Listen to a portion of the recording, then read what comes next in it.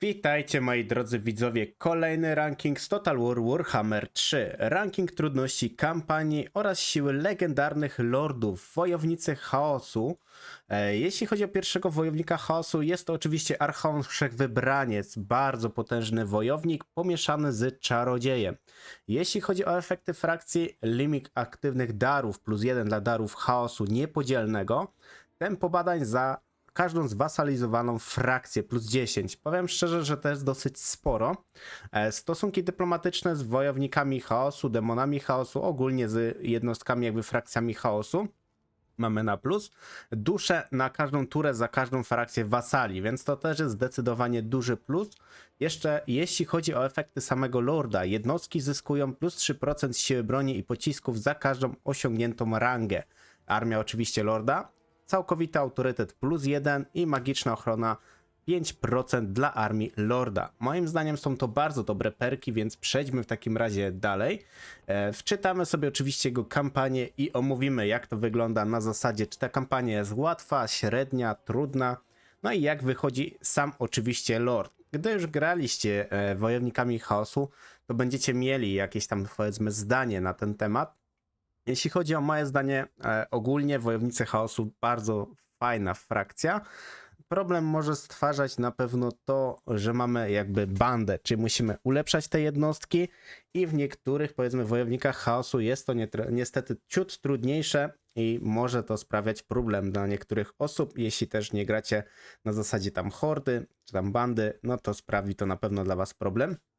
Jeśli chodzi o Archona Wszechwybrańca, tak jak na początku wspomniałem, jest to wojownik połączony z czarodziejem i nie byle jaki wojownik, bo to jest zwiastun zagłady, dosyć potężny lord, z tego względu, że po pierwsze, jak sobie zobaczymy na statystyki, no ma on naprawdę bardzo dobre statystyki, sporo pancerza, atak zwarciu, magiczne, płonące ataki jednocześnie, obrona zwarciu, no statystyki są naprawdę bardzo dobre. I tak jak mówiłem, jest też czarodziejem. Jeśli chodzi o jego magię, którą ma tutaj dostępną, jest to magia bardzo mocna, bo zadaje po pierwsze obrażenia masowe, pijawka oczywiście, żeby wykończyć lordów, jakieś tam potwory, tak samo wzmocnienie swoich jednostek płonącymi atakami, więc tej magii jest dosyć sporo, bo mamy magię metalu, mamy właśnie domenę tak naprawdę śmierci, mamy ogień, mamy również właśnie z transmutacji, czyli z domeny metalu, bardzo mocne osłabienie przeciwnika, bo zdejmujemy po pierwsze wszystkim jednostkom sporo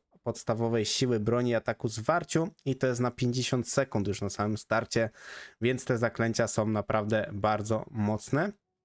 I jeśli chodzi tutaj o jego wierzchowca, mamy oczywiście jego konia, to rumak apokalipsy, dar samych bogów, no dosyć mocny.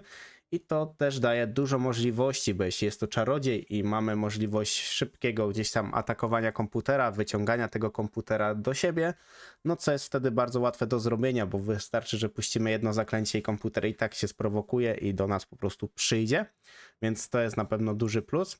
Jeśli chodzi o takie unikatowe umiejętności, które u niego mamy, czyli poziom werbowanych lordów +3 frakcyjne, zdobywanie doświadczenia jednostek, to zdecydowanie jest bardzo ważne i mocne, z tego względu, że tak jak mówiłem, wojownicy chaosu działają na zasadzie bandy, czyli ulepszamy konkretne jednostki, gdy osiągną konkretny poziom i możecie sobie dowolnie mieszać jednostki.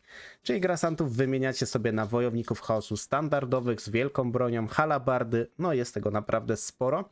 Również możemy gdzieś tam działać z innych darów, czy tam innych, powiedzmy, domen tutaj, innych bogów, więc możemy sobie pomieszać tą armię.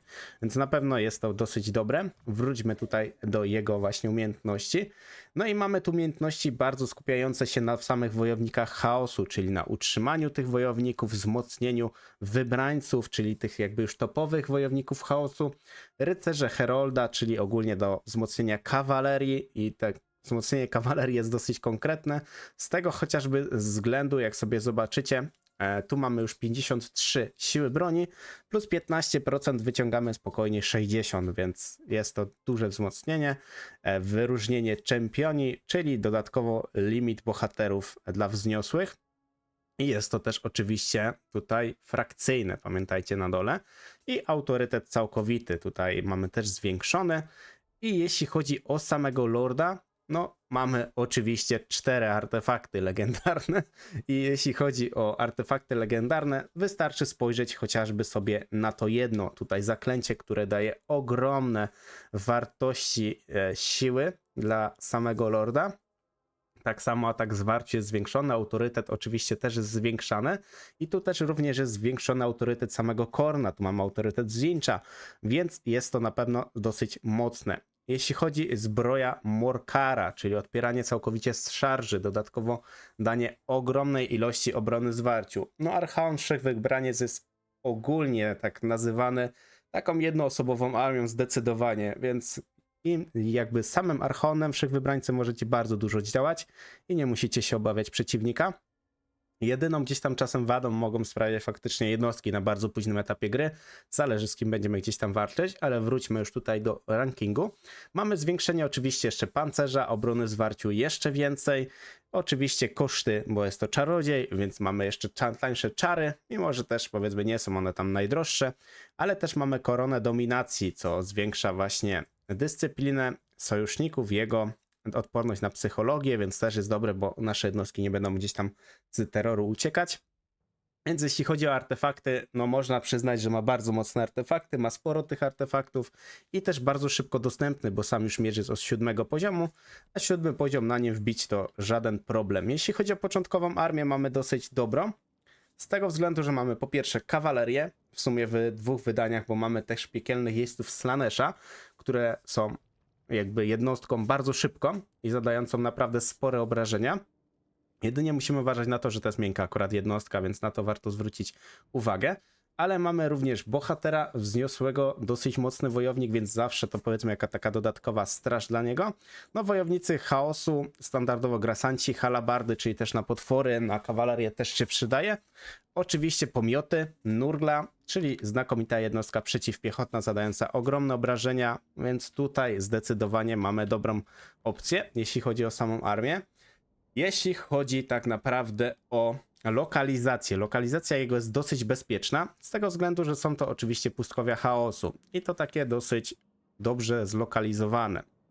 Bo mamy tak naprawdę Tamurkhana do pokonania na dół, ewentualnie możemy iść do góry i Khornowych sobie niszczyć, albo możemy nawet teoretycznie olać to i zleźć po prostu na dół do Arbala, z którym teoretycznie chyba nie będzie tutaj aż takich złych, no właśnie, złych stosunków, więc z Arbalem można się dogadać i bez problemu sobie tutaj niszczyć.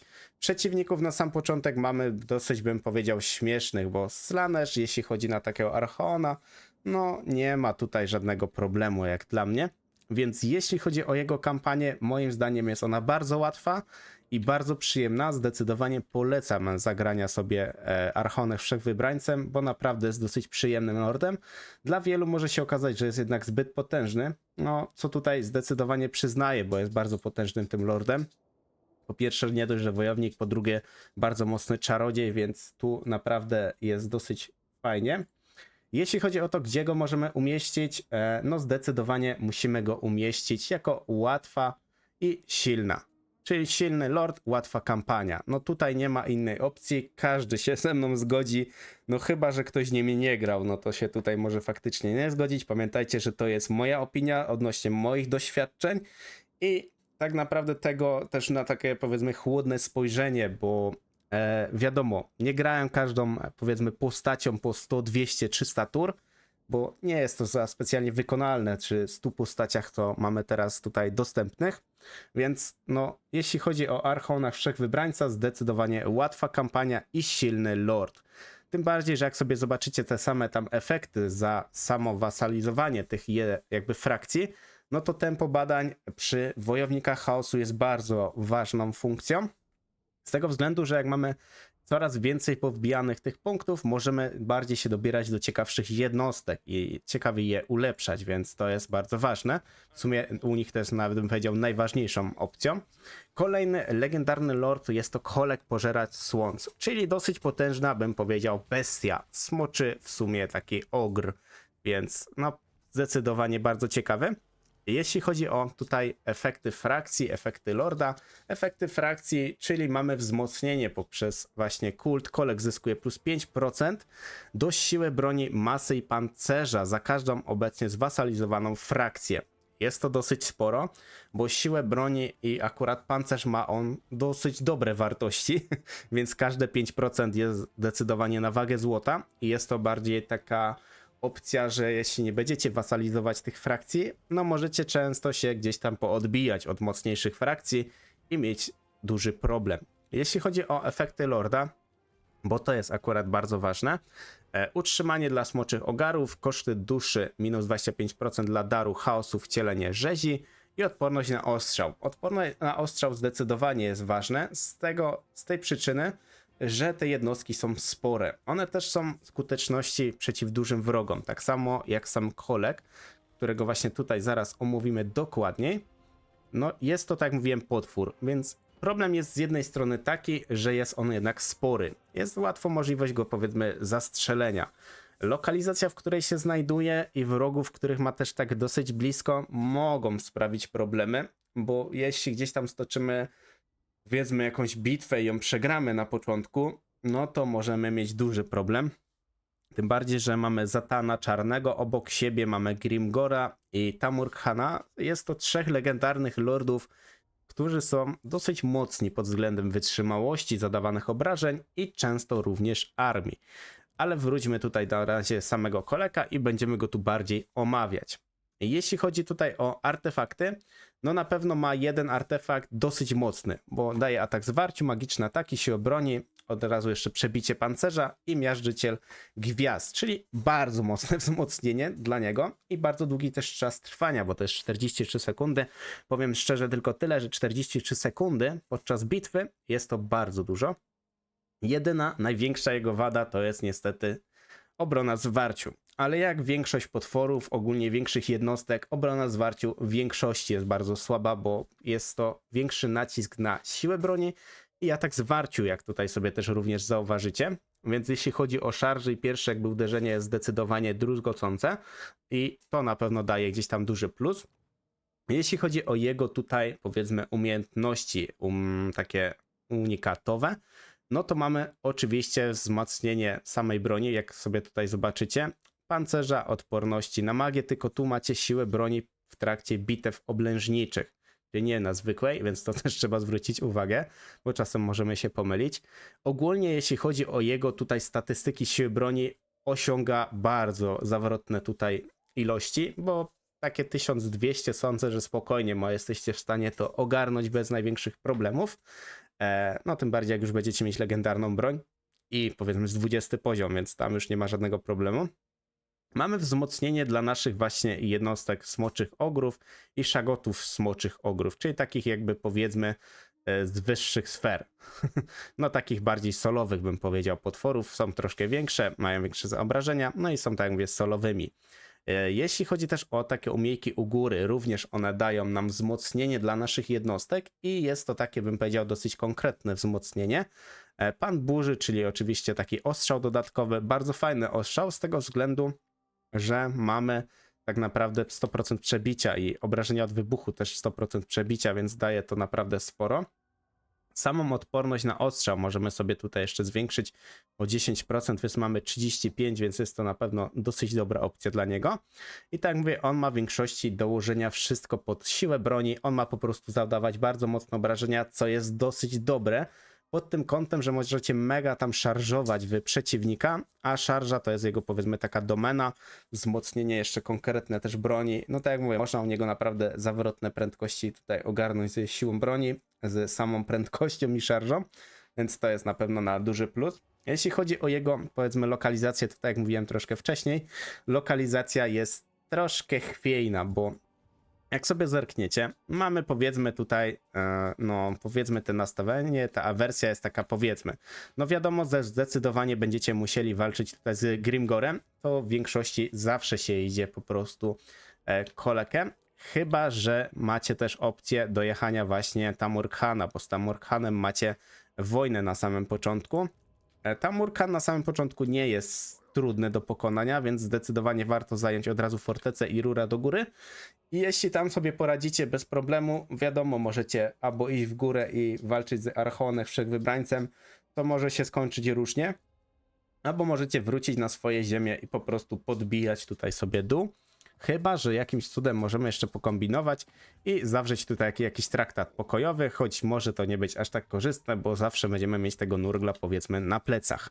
Więc tutaj jeśli chodzi o samego lorda, mogę przyznać, że on jest zdecydowanie silny. No tu nie ma po prostu do tego żadnej opcji, żeby powiedzieć, że jest słaby czy coś tam. No naprawdę jest silny. Wiadomo, ma jeden legendarny item, ale jest on dosyć konkretny, więc tu można naprawdę za to powiedzmy mu spunktować. Umiejętności są takie, bym powiedział, nie najgorsze, mogło być zdecydowanie gorzej i niektórzy lordowie mają zdecydowanie gorzej, więc to też można uznać powiedzmy za plus. Na pewno minusem musimy uznać to, że jego lokalizacja jest taka nie za bardzo, ze względu, że no po pierwsze, jakbyśmy chcieli dojechać tam Urhana, bardzo dużo tur tracimy. Wiadomo, zdobędziemy fortecę, więc forteca akurat jest dużym plusem dla nas, ale musimy potem znowu się wracać i tracimy dosyć sporo tur, gdzie jest też szansa, że Grimgor bardzo szybko tutaj podbija tę ziemię i leci do nas. Więc tutaj awersja, jak sobie zobaczycie, jest tylko minus niby 10, ale z drugiej strony mamy dwie wojny, w sumie można powiedzieć w skrócie nawet 3 wojny mamy już jednocześnie, co może sprawić naprawdę tutaj problem, jeśli jesteście jakby niedoświadczonymi osobami, a tutaj musicie polegać 100% na jednostkach, które są potworami i jeśli gdzieś tam się wbijecie we włócznie, macie zdecydowanie duży problem. Więc tu muszę uznać, że ta kampania na pewno nie jest zbyt łatwa. Ja bym nawet delikatnie mógł powiedzieć, że jego kampania jest troszkę trudna, bo on nie ma po prostu sojuszników, a jest bardzo tutaj narażony na jakieś problemy. Jedynie z Zaczanem Czarnym jesteście w stanie gdzieś tam się więcej dogadywać, ale to też różnie z tym jest tak naprawdę, więc tutaj no Grimgor, jeśli jesteście na legendarcy i on sobie odpali jakieś tam ła i będzie miał naprawdę dobre ła, no to możecie mieć duży problem, żeby go gdzieś pokonać, więc osobiście no muszę uznać, że ta kampania mimo wszystko jest trudna. Pamiętajcie, że ja zwracam uwagę na to, że tutaj porównujemy wszystkie kampanie wojowników chaosu. Jest ich dosyć sporo, bo jest 8 lordów, więc tutaj musimy na to zwrócić uwagę, ale sam lord jest zdecydowanie silny. Jeśli chodzi o kampanię, ja w większości też porównuję do poziomu takiego legendarnego, bardzo trudnego, bo na normalu wygląda to troszkę jednak inaczej.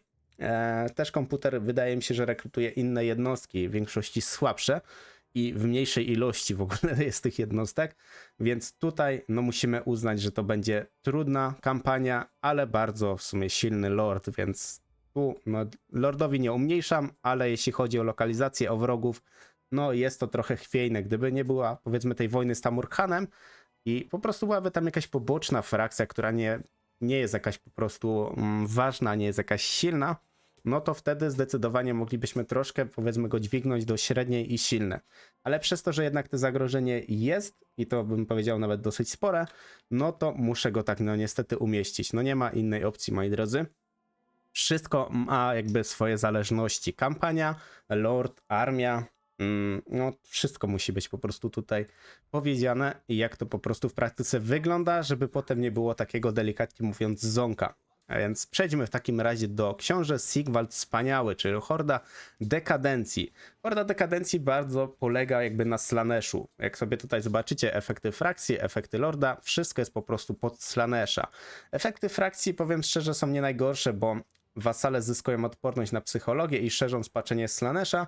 Spaczenie Slanesha jest o tyle dobre, że jednak tych przeciwników powiedzmy gdzieś tam delikatnie wykrwawia, wymęczy, więc to jest zdecydowanie fajna opcja. Jeśli chodzi o uwodzenie jednostek, dla mnie nie jest to jakiś tam plus. Po pierwsze jest to dosyć drogie, na samym początku w ogóle jest bardzo drogie, a tej kasy powiedzmy, że na samym początku milionów na pewno nie będziemy mieli. Nakłada gorszący wpływ, czerpie korzyści z niego i z darów Slanesha, czyli to, co po prostu ma N-Carry. Koszty duszy dla wszystkich darów Slanesha wiadomo, że mamy rabacik. Jeśli chodzi o efekty lorda, spaczenie Slanesha, lokalna prowincja, dla tego tak naprawdę jeszcze tutaj jest dobra opcja, bo mamy prędkość do dźwignięcia. No prędkość jest zdecydowanym plusem, jeśli chodzi o większość jednostek. Tak samo mamy prędkość dla jednostek grasantów Slanesha, wojowników chaosów Slanesha i wybrańców Slanesha. Więc to też na pewno jest dobre, bo te jednostki są po prostu bardzo, ale to bardzo wolne.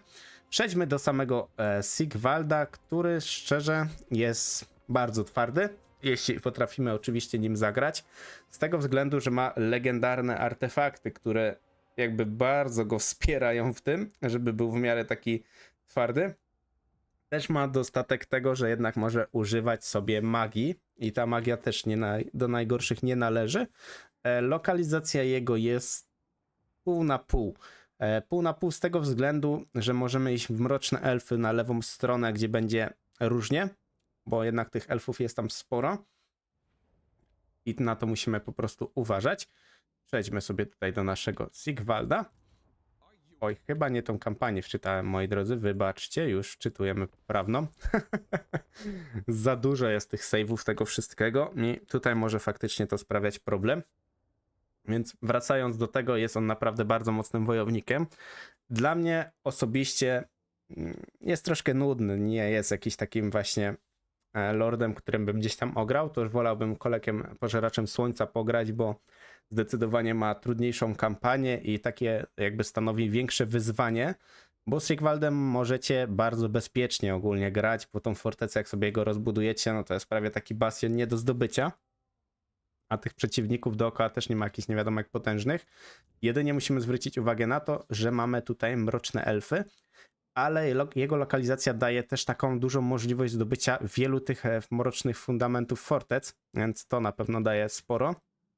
Jeśli chodzi o jego początkową armię, nawet jest powiedzmy nie najgorsza, bo mamy 4 oddziały aż wojowników chaosu, co no powiem szczerze jest to dobra opcja, bo możemy sobie też zmienić ich na halabardy, już mamy pół na pół, więc mamy też na kawalerię jakąś ogólnie opcję. Możemy sobie wiadomo slaneszowych dać i slaneszowi na przykład zobaczcie sobie, że mamy o wiele więcej prędkości, no 40 prędkości na bardzo wytrzymałej piechocie, no jest to naprawdę sporo, a ewentualnie zatrute ataki w korbaczu też na pewno daje to duży plus, tym bardziej, że jednostki z Slanesha, wojownikach właśnie chaosu, mają bardzo dobre potem umiejętności odpierania szarży, czyli po prostu całkowicie odpierają tą szarżę i nie ma z tym problemu, więc to Slaneshowe daje mu na pewno powiedzmy plus. Jeśli chodzi tutaj o zadania, czyli legendarne itemy mamy 2, ale powiem szczerze, że to są dosyć dobre itemy. Po pierwsze to jest złota zbroja, która ogólnie daje nam leczenie. Dodatkowo limit leczenia podczas bitwy jest zwiększany. Całkowicie ma odporność na efekty w kontakcie, czyli trucizna mu nic nie robi, nie osłabia go. Autorytet wiadomo z Slanesha. I mamy jeszcze srebrny bicz, który zwiększa nasze ataki. Dostajemy magiczne ataki. I zobaczcie sobie też jego już statystyki na start. No 110 pancerza, dyscyplina 100. Świetna obrona przed szarżą, więc też nie jest mu to powiedzmy straszne. To na pewno go dosyć mocno no jest po prostu dużo mocniejszy i sam srebrny bicz jest dobrą opcją, bo po pierwsze daje magiczne ataki, nasycenie, roztrzaskany pancerz, więc bardzo dobrze sobie radzi z pokonaniem lorda, jakiegoś bohatera, nawet z potworem by sobie dosyć dobrze tam sądzę poradził, więc no jest tu dużo jednak plusów, jeśli chodzi o itemy. Teraz przejdźmy do takich legendarnych jego tutaj umiejętności. No, czyli możemy przejść w sumie od góry. U góry mamy narzucenie, jakby umożliwia ataki usypiającym odorem dla jednostek po prostu takich wojowników, no wojowników, ambitnych czempionów, grasantów, no wszystkiego gdzieś tam ze Slanesha, ewentualnie ambitni właśnie czempioni, albo po prostu tu jest legendarny regiment, dlatego też tutaj się oczywiście znajduje tak samo lustrzana straż. Jeśli chodzi tutaj o oznaczone przez Slanesha, czyli zyskujemy dodatkowy autorytet, obronę dla naszych jednostek. Oczywiście, co tu jeszcze mamy? Tu już standardowo. Egomaniak, czyli danina od wasali. Narcyzm, czyli zwiększenie tak naprawdę, w sumie nawet nie zwiększenie, bo to jest takie bardziej wyciszenie przeciwnika, czy możemy go tam w miarę tak zdominować, no i go po prostu załatwić. Tak samo szansa na zablokowanie ostrzału, tu mamy zwiększone. Już tutaj na starcie mamy 55, czyli 70 obrony od ostrzału, więc może sobie stać na wprost i w sumie nic sobie nie robić z tego ostrzału. Tym bardziej, że tak jak mówię, jest jeszcze duży pancerz, mamy tak samo odporność na ostrzał, dołożymy jeszcze tutaj, mamy już 25 odporności na ostrzał. I tak samo jeśli chodzi o zdobywanie jednostek dla Slanesha, czyli szybciej levelujemy jednostki Slanesha, jest to też bardzo dobra opcja, bo pamiętajmy, że działamy na zasadzie po prostu hordy, więc musimy te jednostki sobie zmieniać, ulepszać i tak dalej, i tak dalej. Więc tutaj na pewno są dosyć dobre te opcje. I powiem szczerze, że jeśli chodzi o jego umiejętności, zadania, no tu można uznać od razu, że to jest na pewno plus. Sam Lord jest bardzo też mocny, więc tutaj też musimy powiedzieć, że to jest plus. Jeśli chodzi o jego tutaj siłę broni, warto zauważyć to, że nie mamy jakby więcej obrażeń przebijających pancerz, tylko mamy większą siłę broni standardową, co też nie zawsze każdy na to zauważy, bo w większości jest jednak, że więcej tego przebicia. Więc To warto też wspomnieć. Jeśli chodzi o jego armię, tak jak mówiłem, jest dosyć dobra na początek. Do tego, co ma, jakby powiedzmy, wykonać ta armia, dobrze się sprawdzi. A, wybaczcie, myślałem, że on był czarodziejem, ale jednak on nie jest czarodziejem. On tam dostawał coś, ale na pewno nie będzie miał jakiejś magii, takiej standardowej Slanesha. Więc to na pewno gdzieś tam może być jako delikatny minusik względem innych lordów. Więc jeśli chodzi o jego lokalizację, tak jak mówię, lokalizacja jest w miarę bezpieczna, bo po pierwsze mamy Slanesha po prawej, czy możemy gdzieś go tam pokonać, są to poboczne frakcje, nie są takie mega wymagające. Jeśli chodzi o dół, możemy się czasem spodziewać najazdu ze strony Wulfrika, ale Wulfrik często jest zajęty trogiem, więc tam powiedzmy nie będzie nam sprawiał problemów, a też pokonanie Norskiej, która w większości nie dysponuje zbyt mocnymi jednostkami, no to do samego Sigvalda nie będzie to zdecydowanie żaden problem. Mroczne elfy, tak jak mówiłem, na lewą stronę, jeśli się wybierzecie, może to sprawiać na pewno duży problem. Też jest to zależne od poziomu trudności, na jakim gdzieś tam grywacie. Jeszcze zerknę tylko o jedną opcję. Ok, myślałem, że z Walkią będzie tam neutralnie, więc jeśli doszłaby walka z Walkią plus dodatkowo walka z Mrocznymi Elfami, to 90% szansy, że możecie jednak to przegrać. Jeśli chodzi o prawą stronę, jest to na pewno lepsza, łatwiejsza ścieżka.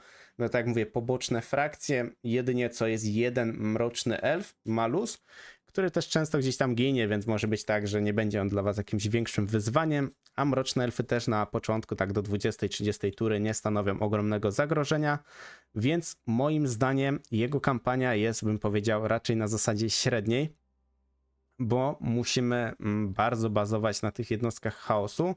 Sam lord jest silny, więc tutaj możemy zdecydowanie tak uznać, ale jeśli chodzi o kampanię, ma na pewno na zasadzie średniej.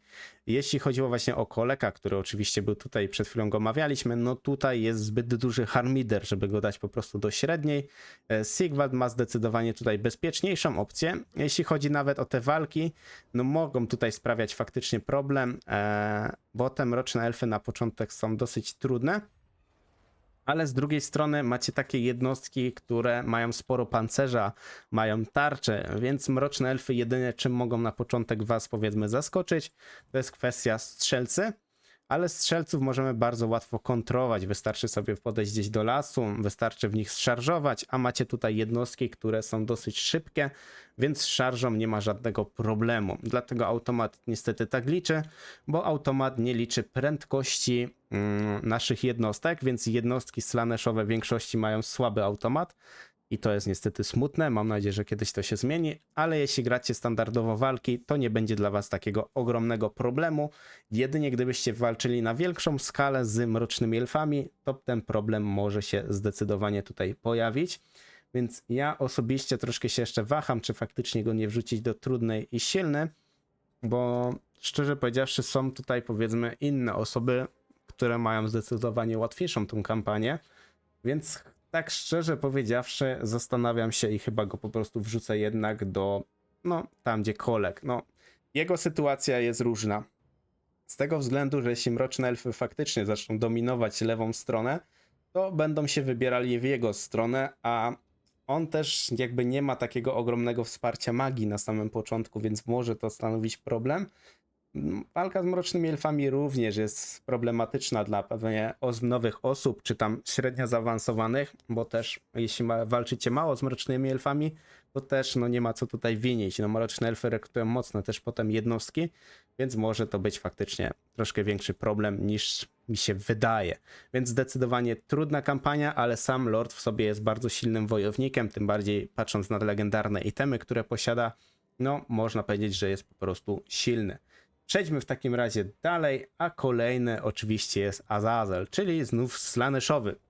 Tylko tym razem będzie to oczywiście demon, który akurat tą magię jednak posiada. Magia akurat w Total War Warhammer 3 jest bardzo potężna i szczerze powiedziawszy magia wygrywa czasem 90% kampanii, więc jeśli jej nie używacie, jest to zdecydowanie fajny challenge. Jeśli byście chcieli sobie taki challenge zagrać, to życzę takiego miłego grania bez magii. Tym bardziej jak weźmiecie frakcję, która bez magii sobie nie poradzi, jak takie na przykład wampiry, no to tam już może być zdecydowana powiedzmy opcja trudności, bo jednak leczenie u wampirów to jest taka powiedzmy podstawa. Jeśli chodzi tutaj o naszego demona Legiony Ekstazy, Azazela, czyli stosunki dyplomatyczne z Imperium Kislev, Kata i Bretonia na plus, z tego względu pewnie, żeby za szybko go też tam nie dojeżdżali, bo jego lokalizacja jest taka, no, pół na pół. Może oczywiście też uwodzić jednostki, on ma w sumie prawie to samo, no w sumie ma to samo, nie licząc stosunków dyplomatycznych, co tak naprawdę Sigvald. Jedynie kwestia kosztu duszy za Slanesha. Bierna umiejętność jest fajna u niego, z tego względu, że zdejmuje obronę i atak zwarciu na wszystkie jednostki 35 metrów, więc jest naprawdę dobrą opcją. Uwodzenie jednostek jest tańsze. Tak jak mówiłem, uwodzenie jednostek jest bardzo drogie na początku, więc szczerze powiedziawszy, no jest to faktycznie problem i na tym uwodzeniu też za daleko nie zajedziemy. Przejdźmy teraz do takiego konkretnego omówienia samego Lorda. A tak jak mówię, no tutaj zdecydowanie będzie co omawiać. Jego lokalizacja jest skomplikowana z tego względu, że mamy bardzo szybko do walki właśnie Kislev. Nawet już zaczynamy walkę z Kislevem, więc jest to na pewno ciężki przeciwnik. Tym bardziej, że no my mamy jednostki, które są niektóre czasem miękkie, są szybkie, więc musimy gdzieś tam gonić tych jednostki Kislevu. Kislev ma też Sanie, ma też swoich tych derwiszy, no i to są jednostki, które trzeba tam się za nimi uganiać, więc jest to zdecydowanie problem. Kislev też dysponuje dużą ilością jednostek dystansowych, więc to też na pewno sprawia jakiś tam powiedzmy problem. Na plus na pewno działa to, że mamy wojowników chaosu i wybrańców chaosu tutaj w armii, więc to jest zdecydowanie plus. I mamy czarodzieja z domeny tak naprawdę oczywiście cienia, a domena cienia jest dobra na masowe właśnie mordy, więc to zdecydowanie jest plus. Jeśli chodzi o samego legendarnego lorda, no niestety mamy tylko jedno jakby tutaj ostrze, czyli jedno legendarny item i też dostępne dopiero na 15 poziomie, co troszkę może tutaj boleć. Z tego względu, że jego statystyki są dobre, ale zobaczcie sobie, jest to niestety demon. 5 pancerza i walczycie w większości z fraksami, które mają ogrom strzelców, dobrych strzelców i w większości rekrutują ich sporo, więc to już jest zdecydowanie duży plus, jakby minus. Tak samo w odpornościach nie mamy z automatu żadnej odporności na ostrzał i możemy mieć tylko tutaj 10. No i wydaje mi się, że to było chyba tyle u niego właśnie, jeśli chodzi o odporność na ostrzał, więc jest dosyć miękkim lordem. Na pewno jeśli chodzi o magię, magia slaneshowa jest dosyć mocna, więc magia jest tutaj zdecydowanie u niego na pewno na plus. Jeśli chodzi o umiejki takie legendarne, czyli kusiciel, czyli odporność właśnie na obrażenia plus odbicie w zwarciu, no to jest na pewno przydatne, 20 sekund prawie trwa, więc to na pewno jest dobre. Wpływa na wszystkich sojuszników, więc to też się na pewno przydaje i trzeba tego używać przed już konkretnym jakby uderzeniem i ewentualnie przyjąć ten cios tych strzelców, jeśli tak niestety musi być. Bierna umiejętność Karmiciel Dusz to jest dobra umiejętność, bo oczywiście go tam leczy, więc jak będziecie spamować maną czy czarami, no to będziecie w miarę się leczyć, więc to zdecydowanie na pewno działa na plus. Mamy też Gadzi Ogon, czyli zadaje obrażenia obszarowe na sekundę wszystkim, gdy walczy w zwarciu. Tylko tak jak mówię, no tu jest problem tego, że on ma mało pancerza, więc on też tak do samego takiego zwarcia, no nie jest aż tak cudowny, żeby gdzieś tam walczyć nie wiadomo jak. Jak go uzbroimy w jakieś artefakty mimo wszystko, a jakąś naprawdę dobrą zbroję mu wykiminimy i w ogóle jakieś tam rzeczy pod odporności na obrażenia, to jest ogólnie dosyć dobrze. Helord Rozpusty, czyli zdjęcie atak zwarciu, no to jest takie te 5, to raczej nie zrobi ogromnej różnicy. Więc podsumując samego Lorda, Lord jest nie najgorszy, może do najlepszych nie należy, no jest demonem, więc demon, tak jak mówię, niestety demony są miękkie, są duże, więc łatwo je naprawdę trafić, więc musicie bardzo manewrować nim, bo inaczej go po prostu stracicie, a jak go stracicie, no już no powiedzmy na samym początku, to już kampania w większości jest prawie stracona, chyba że zdążycie zdobyć fortecy i się w miarę jej bronić, więc to na pewno będzie gdzieś tam powiedzmy plus. Armia. Moim zdaniem armia naprawdę ma dobrą, jest wiele lordów, gdzie mają te lordy, gdzie mają te armie zdecydowanie gorsze, więc tu jest na pewno plusik. Jeśli chodzi o lokalizację, no tak jak mówię, wrogów niestety ma takich, że w większości mają oni po prostu strzelców. Sojuszników za specjalnie, no tutaj nie mamy, mamy wiadomo tutaj norską, ale z Norską też nie będziemy nie wiadomo jakie mieć dobre stosunki, bo tu mamy raczej zerowe lub delikatnie na plusie, więc z Norską możecie się gdzieś tam dogadywać, ale całe Imperium, cały dół w większości będzie chyba z wami chciało toczyć wojnę. Więc teraz też jak się po patchu pozmienia i Kislev będzie powiedzmy mocniejszym jakby dla siebie sojusznikiem, może ta kampania zdecydowanie sprawiać trudność. Ta kampania na pewno nie jest łatwa i osobiście też należy do dosyć trudnych kampanii, bo tak jak mówię, jeśli nie ogarniecie dobrze Lorda, no to automatycznie przepadacie w tej kampanii, więc tu niestety Lord odgrywa bardzo ważną rolę. I bez tego jest naprawdę ciężko. Bo jakbyśmy sobie na przykład porównali nawet tego Koleka, on też odgrywa tutaj ogromną rolę jako bohater, ale też ma jednostki tych smoczych ogrów, które jakby nie patrzeć są dosyć mocnym wsparciem, tym bardziej dla niego. Jeśli chodzi o Sigvalta, no tutaj też nie ma za wesoło, więc niestety ta trójka lordów ma ciężką tutaj naprawdę przeprawę, tym bardziej początkową dla osób początkujących, średnio zaawansowanych, może się to zdecydowanie wydawać trudną kampanią. I niestety muszę przyznać, że to jest ogólnie trudna kampania. Sam Lord jest nie najgorszy, choć teraz się też zastanawiam, czy go wrzucić jako silnego, bo no ciężko. No na pewno magia gdzieś tam do niego daje na plus, sam jest dosyć mocnym lordem. Ale tak się będę niestety musiał tutaj zawahać, moi drodzy, i wrzucić go po prostu, no, troszkę niżej niż tych poprzednich.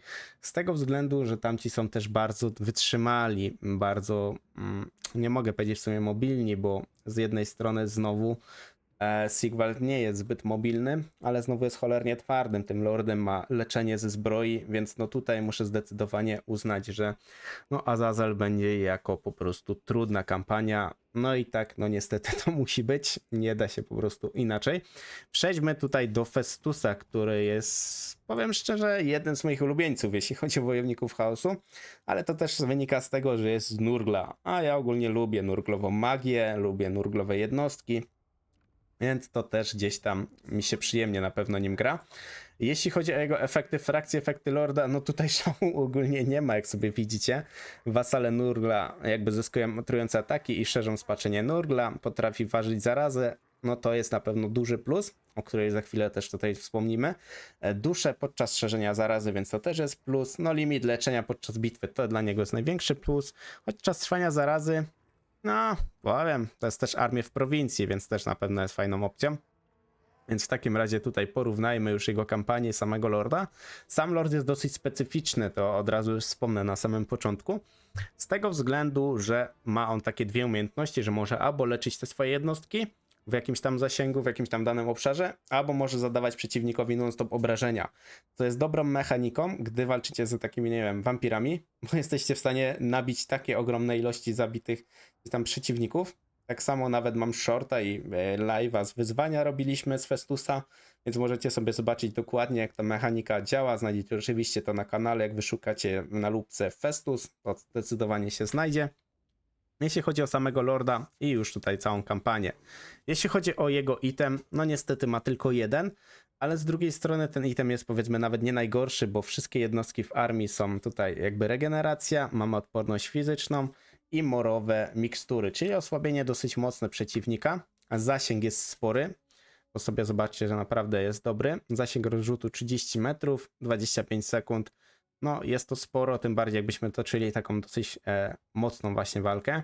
I to jest właśnie to, o czym ja tutaj mówię, jeśli chodzi o umiejki. Mikstury leczenia, czyli leczycie wszystkie jednostki do 35 metrów, albo zadajecie obrażenia do 35 metrów, co jest naprawdę bardzo fajną opcją i możecie sobie to przeklikiwać, czyli możecie raz leczyć tą armię podczas bitwy, potem tej samej bitwy możecie zadawać obrażenia. Wiadomo, jest tam parę sekund, chyba 10 chyba między przerzuceniem tego.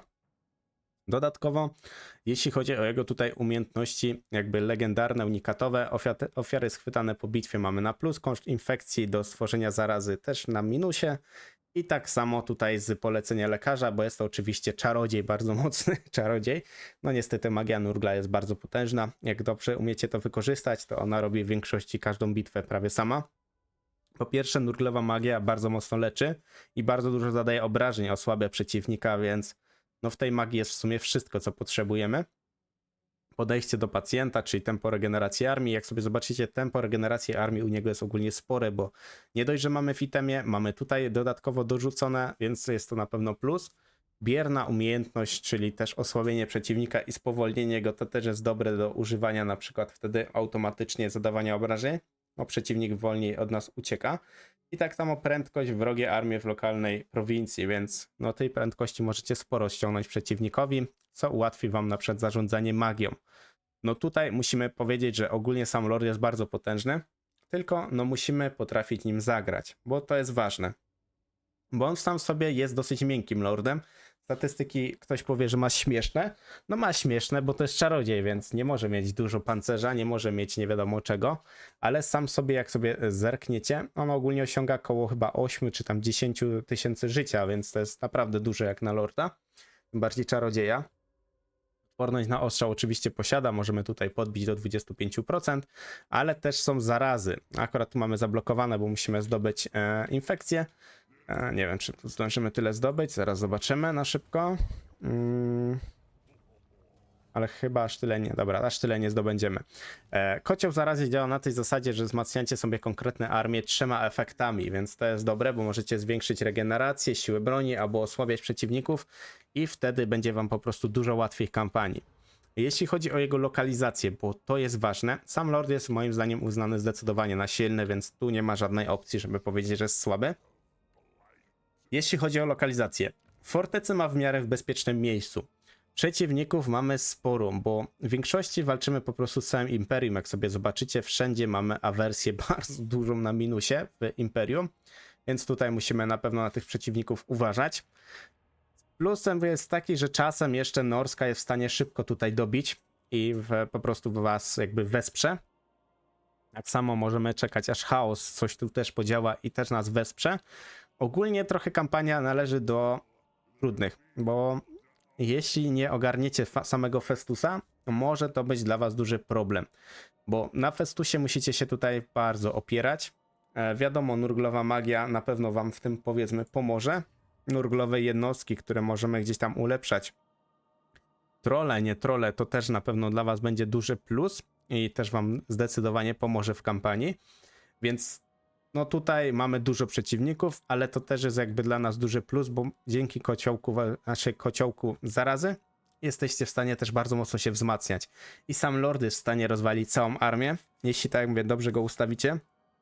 Wystarczy go otoczyć jakimiś tam jednostkami i on będzie zadawał masowe obrażenia, bo będzie leczył jednostki, będzie jeszcze dokładał dodatkowo z magii, więc zdecydowanie początek, no musicie wszystkie bitwy zdecydowanie toczyć, żeby go jak najszybciej wylewolować na najwyższy poziom, ale sam lord robi ogromną robotę, jest w stanie sam prawie wybić wszystkich, więc tutaj jedynie problemem może być dla was Karl Franz, który jest wytrzymały, ale po to macie tak naprawdę po pierwsze wojowników z wielką bronią, macie olbrzymy, żeby się po prostu nim zajęły, ewentualnie go po prostu tak osłabić magią i wykończyć. To też jest, powiedzmy, do zrobienia bez większego, powiedzmy, udziału i kombinowania.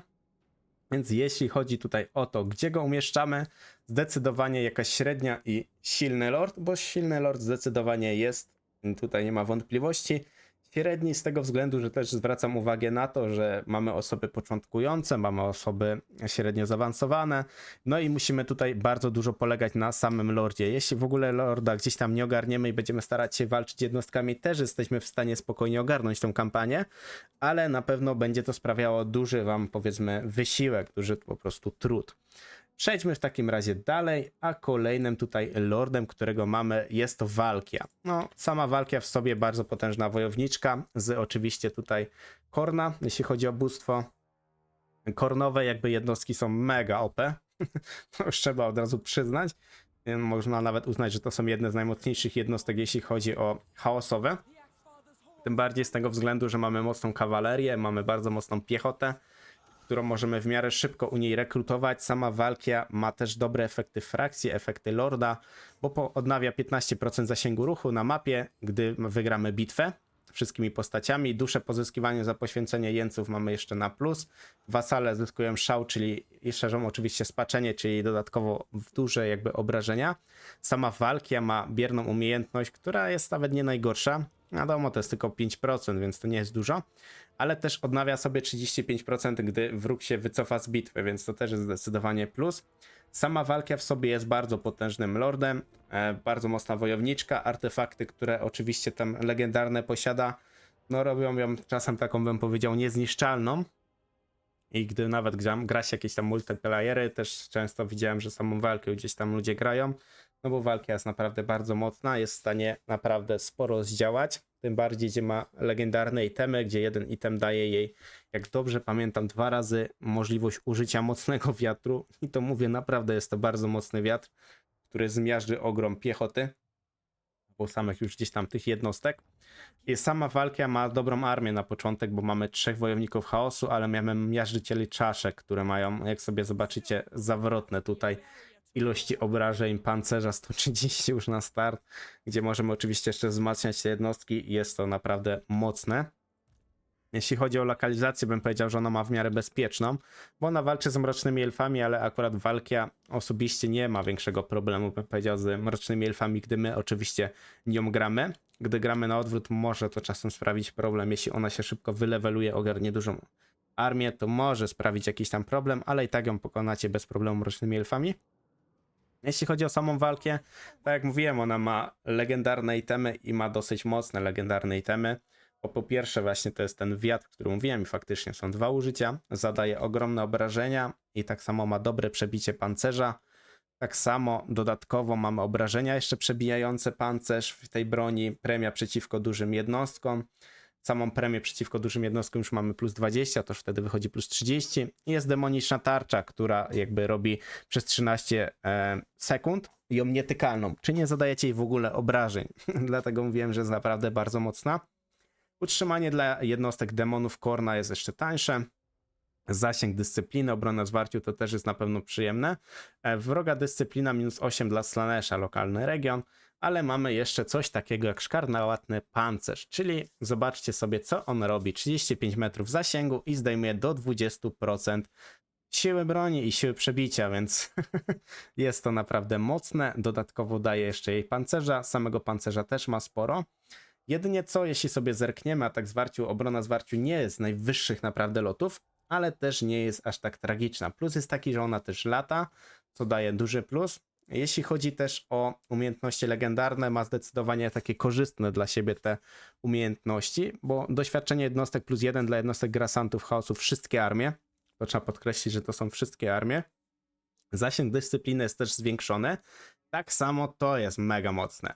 Daje wam atrybut straży przedniej dla jednostek grasantów, wojowników chaosów i wybrańców. Atrybut straży przedniej to jest to, że możecie sobie rozstawić poza standardowym polem jednostki, więc jesteście w stanie bardzo ładnie sobie otoczyć wroga bez używania po prostu zasadzki, więc to jest ogromny plus. Mamy też wskrzeszenie, czyli szybko nam się odnawia, czyli w sumie chyba 2 tury maksymalnie już mamy ją wskrzeszoną, ale moim zdaniem ona rzadko przegrywa, więc jak się nią gra, to rzadko się po prostu przegrywa. Szansa na uniknięcie zasadzki mamy na plus odporność fizyczną i jeszcze mamy eksplozję, czyli gniew Korna. Jest to też bardzo mocne zaklęcie, zadające ogromne obrażenia. Wiadomo, przychody do łupienia. I tak samo jeszcze mamy kolejną tutaj umiejętność, czyli leczenia się, gdy walczy z warciu. Dlatego mówiłem, że ona jest prawie, bym powiedział, nieśmiertelna w skrócie. Jeśli dobrze nią gdzieś tam manewrujecie, dobrze użyjecie względem walki, w lesie na przykład, gdzie strzelcy jej za specjalnie wiele nie zrobią, włączycie sobie nietykalność, no to jest zdecydowanie łatwo. Jeśli chodzi o przebieg kampanii, powiedziałbym, że ona ma łatwą kampanię i lord jest po prostu silny, bo jeśli ogarniamy i same też rekrutacje jednostek kornowych, jednostki kornowe w bandzie są bardzo mocne, możemy bardzo szybko je osiągnąć. Wojownicy z podwójną bronią, zobaczcie sobie te statystyki, no one są po prostu zabójcze, jak sobie tutaj zobaczycie, no 52 siły broni, to one zmiażdżą prawie każdą tutaj jednostkę dookoła piechoty, no w sumie nie ma chyba nawet przeciwnika, który ma taką jakby ilość pancerza plus siły broni, żeby ich pokonać. No tu by musiały 3 oddziały elfów walczyć z nimi, żeby ich może pokonać, ale też nie wiem, czy by dały radę za specjalnie. Nawet jak sobie zrobicie automat na tych jednostkach, to zobaczycie, że one bardzo dużo zabijają tutaj. No zobaczcie sobie, sami miażdżyciele zabili 250, czyli 1/3 armii. No, mówię, że tu jest naprawdę zdecydowanie OP, ona też bardzo szybko leveluje. No i jeśli chodzi o samą tutaj jakby bóstwo Korna jest bardzo mocne. Więc tutaj, jeśli chodzi o nią, no nie ma innej opcji, jak ją w rankingu po prostu dać na łatwą kampanię i silnego lorda. No tutaj nie ma po prostu żadnej wątpliwości. Kampanię ma, powiem szczerze, bardzo bezpieczną i to, że jednak ma te jednostki kornowe, no daje jej ogromny plus, bo nawet gdybyście grali automaty już tak od niechcenia, jesteście w stanie chyba wszystkie tam te frakcje powybijać bez żadnego problemu. Tym bardziej, że tak mówię, ulepszenie jej bandy jest naprawdę mocne, bardzo mocne. Tylko musimy uważać na jednostki, które jakoś tam powiedzmy mają duże przebicie, kusznicy, artyleria, no powiedzmy delikatnie magia, ale jednostki kornowe też mają odporność na magię, więc to jest kolejny dla niej atrybut, jeśli chodzi o samą walkę i jej armię. Więc tutaj no nie ma innej możliwości, no musi ona się po prostu tutaj znaleźć. Kolejnym jest Village, czyli z domeny, czy tam bardziej bóstwa można powiedzieć, nie wiem czy mi się ta domena zawsze ciągnie na język. Jest to oczywiście Zinchowa. No Zinchowi mają o tyle duży plus, że mają ciekawe jednostki. To na pewno trzeba przyznać, że mają ciekawe jednostki. Jeśli chodzi o samego Village'a, mamy wasale zyskują więcej punktów wytrzymałości bariery i szerzą spaczenie. No bariera robi też ładną robotę, bo tej bariery na przykład na jednostkach jest sporo. Zobaczcie sobie na pomiotach, gdzie mamy 1000. No jest to naprawdę ładna wartość. Posiada dostęp do splątania ścieżek, czyli możecie powiedzmy przeciwnika bardzo słabić, ale o tym za chwilę powiemy troszkę więcej. Wojska uzyskują korzyści nawet za wysoki poziom wiatrów. Pamiętajmy, że Zinch bardzo polega na magii, powiedzmy jest to takie mistrzostwo u nich, jeśli chodzi o samą magię. Posiada dostęp do trybu teleportacji. To jest dobra opcja, też to poruszymy oczywiście. Przekształca część strat własnych w duszę. To jest ciekawa opcja, osobiście aż tak bardzo tego nie testowałem. Ale jeśli chodzi o efekty lorda, kradzież plus 15% doświadczenia zdobywanego przez innych lordów. To jest dobre. Bierna umiejętność spaczony brat, czyli mamy mistrzostwo magii, czyli zadajemy większe obrażenia magiczne. Obrona atak w zwarciu też rośnie.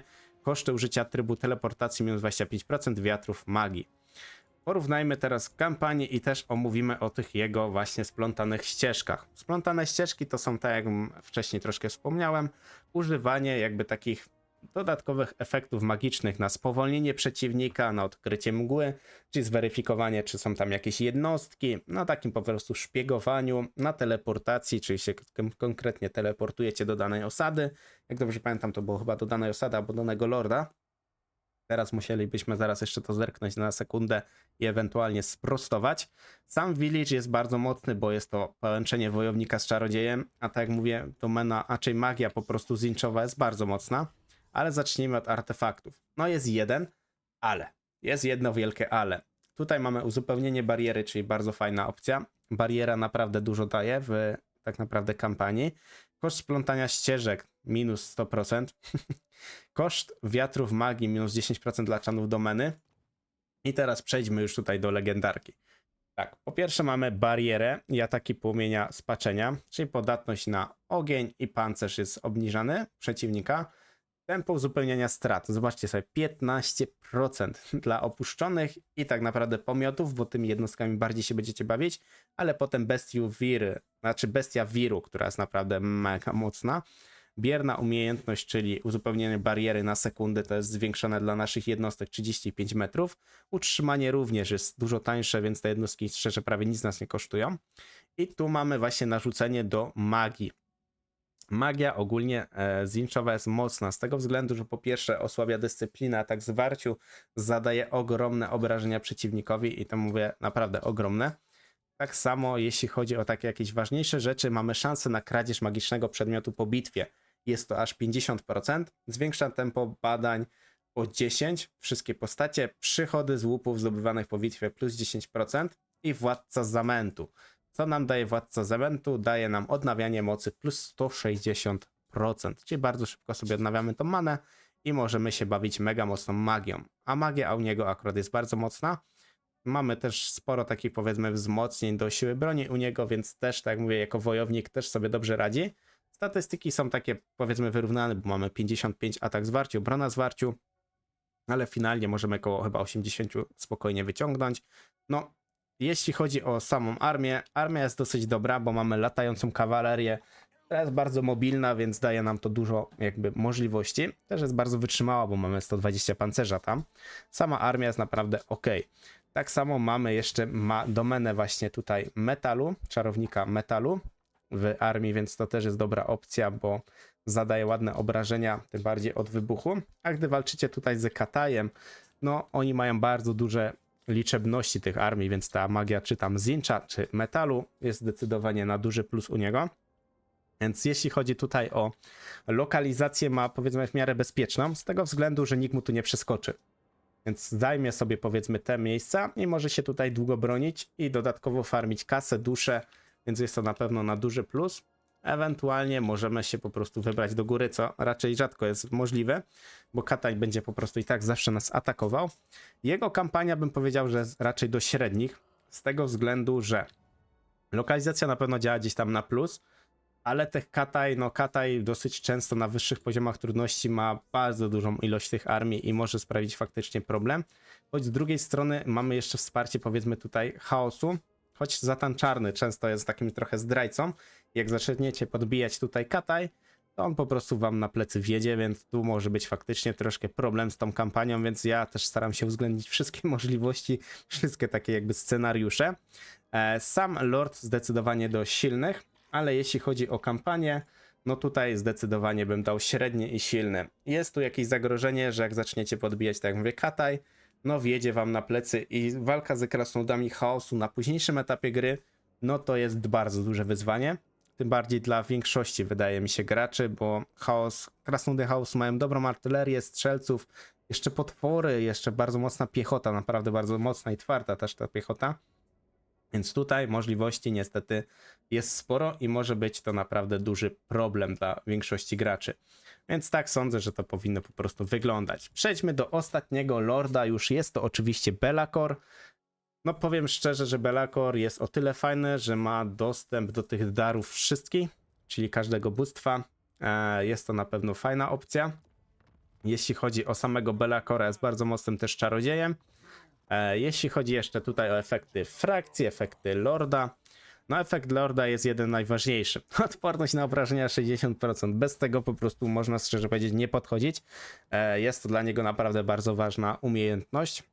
Autorytet też mamy na plus. A jeśli chodzi właśnie o efekty frakcji, ludcy lordowie mogą zostać spaczeni i przemienieni w demoniczne książęta. I to jest właśnie fajna opcja. Akurat teraz gram kampanię Be'lakorem, więc możecie sobie zobaczyć, na jakiej zasadzie to oczywiście tutaj działa. Zaczyna rozgrywkę z miejscami na właśnie dary wszystkich bogów chaosu i utrzymanie dla jednostek demonów mamy minus 25% i to jest dla wszystkich, pamiętajcie, armii, więc to jest naprawdę duży plus. Przejdźmy teraz do konkretnego jego omówienia. I teraz tak w skrócie. Jeśli chodzi o Be'lakora, jest to demon, dosyć wiadomo spory, łatwy do trafienia, ale posiada właśnie te 60% odporności na, nie pamiętam ile tam było dokładnie sekund, ale na długo. Dodatkowo ma coś tego typu, że jeśli tam przeciwnik ma jakby rozbitą dyscyplinę, on się na tym leczy i na tym trzeba naprawdę bardzo dużo jakby się wspierać, bo inaczej będzie ciężko. Plusem na pewno jest to, że bardzo szybko mu się odnawiają umiejętności zaklęcia, więc tu możecie dosyć mocno spamować tymi zaklęciami, więc to jest na pewno ogrom plusów, jeśli chodzi o samego Be'lakora. Minusem można nazwać właśnie to, że mamy tylko jeden artefakt, gdzie jest to często gdzieś tam wspominane przez graczy. I ten artefakt akurat dosyć szybko zdobywamy, bo jest to już na 7. poziomie, więc tu nie ma żadnego problemu. Więc to zdecydowanie jest ogromny plus.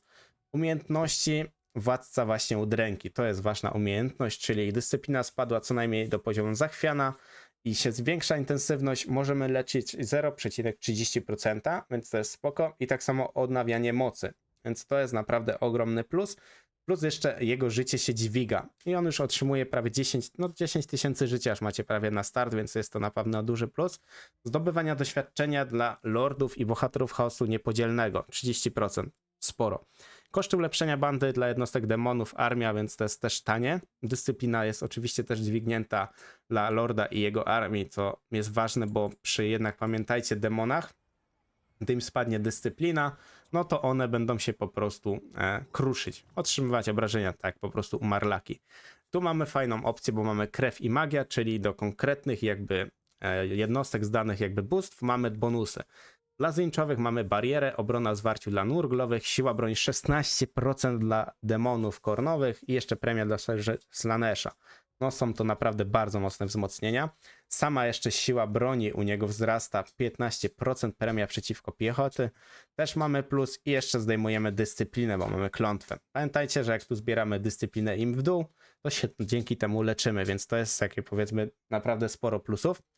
I jeśli chodzi o magię, czas odnowienia dla czarów domeny cieni 30% i koszt 30%. Więc czary są powiedzmy, bym powiedział delikatnie, prawie za darmo, bo tutaj jak macie umiejętności, to też macie 30 sekund do wahadła, więc wahadło macie tak naprawdę zamiast finalnie 28 sekund, to macie co 14, tam 12 chyba sekund, co jest naprawdę mocne. Tak samo jeśli chodzi o walkę z legendarnymi lordami, bo mamy tutaj mniej obrony zwarcia, jak sobie zauważycie, i więcej właśnie ataku zwarciu. Umiejętność Mroczny Pan. Rzucacie to zdecydowanie na lorda, czy tam bohatera, którego chcecie dorwać, ewentualnie powiedzmy potwora, mocniejszą po prostu jednostkę i zdejmujecie atak z wartość 40, więc jeśli ściągniecie to bardzo mocno nawet lordowi, no to zdecydowanie będzie wam dużo łatwiej go też pokonać. Więc jeśli chodzi o samego lorda, jest zdecydowanie bardzo mocny. Jeśli chodzi o jego mechanikę, bo musimy też zwrócić uwagę na to, że mamy właśnie te piekielne manifestacje i one są dosyć dobre, bo mamy z każdego typu. Mamy też na przykład błogosławieństwo klątwodzieja, czyli możemy otworzyć sobie szczelinę konkretnie gdzieś tam i się tam tepać całą armią non-stop, więc to jest na pewno dobra opcja, żeby też najeżdżać, więc możemy tutaj sobie rozbudować wyspę, zrobić garnizony i być w miarę tutaj takim garnizonem, którego nie da się zdobyć. Więc tu macie zdecydowanie bezpieczną opcję i spokojnie wskoczyć sobie i tutaj niszczyć wroga, więc tu zdecydowanie, jeśli chodzi o kampanię, uznam, że to jest jako lord silny, a kampania jest po prostu prosta. Jedynym takim przeciwnikiem, który może być gdzieś tam godny, jest on Luen Lwie Serce, bo on jest dosyć mocnym samym lordem, więc jedynie lord robi tam faktycznie troszkę problemów, ale jeśli chodzi tutaj o finalny efekt gdzieś tego kampanii i samego lorda, zdecydowanie jest bardzo potężny i tutaj nie mam do tego żadnych, moi drodzy, wątpliwości. Tym bardziej, że nawet jak się nie wbiłem samemu na Imperium, walczyłem z wieloma frakcjami naraz Imperium, nie było żadnego większego problemu. No jedynie wiadomo, kirasjerzy, ci z wyrzutniami granatów i ta cała hołota, no to mógł być faktycznie troszkę problem. Moi drodzy, tak wygląda ranking wojowników chaosu, jeśli chodzi o trudność kampanii i oczywiście silne jakby siłę samego lorda. Więc to wygląda, wydaje mi się, bardzo uczciwie. No, tu Azazel może się tam czuć delikatnie skrzywdzony, ale no niestety trzeba zwrócić na wszystko uwagę, a lokalizacja, sam lord, no tu niestety troszkę mu brakuje, żeby chociażby stanąć przy Sigvaldzie czy tam Koleku, którzy są naprawdę bardzo mocnymi lordami i bardzo wszechstronnymi z drugiej strony, więc no niestety tak to wygląda. Dajcie znać, jakie wy macie odczucia, jak to by u was wyglądało. Wiadomo, każdy gra troszkę inaczej, każdy ma inne doświadczenia, każdy mógł grać w innym czasie danym lordem i to też zdecydowanie ma jakieś powiedzmy znaczenie, bo jak nie było tam Orkana na przykład, to Kolek mógłby zdecydowanie być troszkę wyżej, bo jednak to jedno zagrożenie powiedzmy mniejsze, choć znowu Archon Wszechwybraniec często mi się zdarzało, że gdzieś go tam atakował, co jest dla mnie trochę takie dziwne, no ale tak to niestety czasem w kampaniach wygląda. Dzięki za oglądanie i do następnego. Cześć, cześć, cześć!